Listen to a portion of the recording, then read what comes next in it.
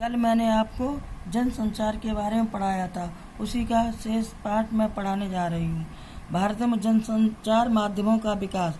भारत में जनसंचार माध्यमों का इतिहास बहुत पुराना है। इसके बीच पौराणिक काल के मिथकीय पात्रों में मिलजुल कर हैं। देवर्षि नारद को भारत का पहला समाचार वाचक माना जाता है, जो बीड़ा की मधुर झंकार के साथ धरती और देवलोक के बीच संवाद सेतु थे। उन्हीं की तरह महाभारत काल में महाराज धृतराष्ट्र और रानी गांधारी को युद्ध की झलक दिखाने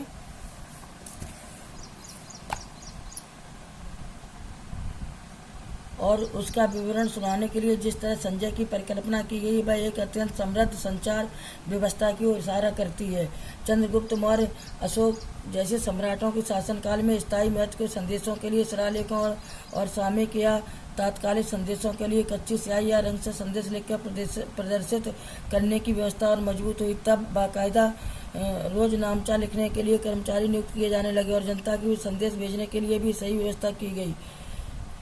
भीमबेटका के गुफाचित्र इसके प्रमाण। यह समानांतर व्यवस्था बाद में कठपुतली और लोक नाटकों की विविध शैलियों के रूप में दिखाई पड़ती है। देश के विभिन्न हिस्सों में प्रचलित विविध नाट्य रूपों कथा वचन, बाउल, सांग, रागनी, तमाशा, लावली, नौटंकी, जात्रा, गंगा गौरी, यक्षगान आदि का भी विशेष महत्व है। विधाओं के कलाकार मनोरंजन तो करते ही थे, एक क्षेत्र से दूसरे क्षेत्र तक संदेश पहुंचाने और जनमत निर्माण करने का काम भी करते थे। लेकिन जनसंचार के आधुनिक माध्यमों के जो रूप आज हमारे यहाँ वे निश्चय ही हमें अंग्रेजों से मिले हैं। चाहे समाचार पत्रों या रेडियो, टेलीविजन या इंटरनेट, सभी माध्यम पश्चिम से ही आए। हमने शुरुआत में उन्हें उसी रूप में अपनाया, लेकिन धीरे धीरे वे हमारी सांस्कृतिक विरासत के अंग बनते चले गए।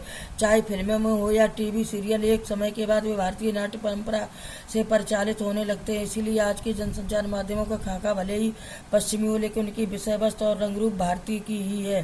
जनसंचार माध्यमों के वर्तमान प्रचलित रूपों में प्रमुख समाचार पत्र, पत्रिका, रेडियो, टेलीविजन, सिनेमा और इंटरनेट। इन माध्यमों के जरिए जो भी सामग्री आज जनता तक पहुंच रही है, राष्ट्र के मानस का निर्माण करने में उसकी महत्वपूर्ण भूमिका है। समाचार पत्र पत्रिकाएं।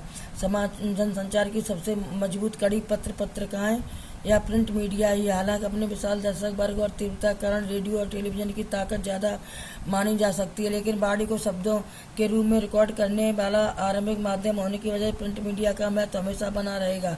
आज भले ही प्रिंट, रेडियो, टेलीविजन या इंटरनेट किसी भी माध्यम से खबरों के संचार को पत्रकारिता कहा जाता है, लेकिन आरंभ में केवल प्रिंट माध्यमों के जरिए खबरों के आदान प्रदान को पत्रकारिता कहा जाता है। पत्रकारिता के सोपान। इसके निम्नलिखित 3 सोपान हैं। समाचारों को संकलित करना, उन्हें संपादित कर छापने लायक बनाना, पत्र या पत्रिका के रूप में छापकर पाठकों तक पहुंचाना। यद्यपि ये तीनों काम परस्पर जुड़े हुए हैं, पर पत्रकारिता के अंतर्गत पहले 2 कामों को शामिल किया जाता है। जहां बाहर से खबरें लाने का काम संवाददाताओं का होता है, वहीं तमाम खबरों, लेखों, फीचरों को व्यवस्थित तरीकों से संपादित करने और सुरुचिपूर्ण ढंग से छापने का काम संपादकीय विभाग में काम करने वाले संपादकों का होता है। आज पत्रकारिता का क्षेत्र भी बहुत व्यापक हो चला है। खबर का संबंध किसी एक या 2 विषयों से नहीं होता। दुनिया के किसी भी कोने को घटना समाचार बन सकती है, बशर्ते कि उसमें पाठकों की दिलचस्पी हो या उसमें सार्वजनिक हित नहीं। तो बच्चों से इस पाठ कल पढ़ाएंगे।